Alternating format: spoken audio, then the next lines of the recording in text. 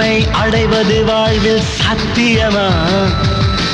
நான் நடந்து கொண்டே எரிவது உனக்கு சம்மதமா? அடி உனக்கு மனத்திலே என் நினைப்பு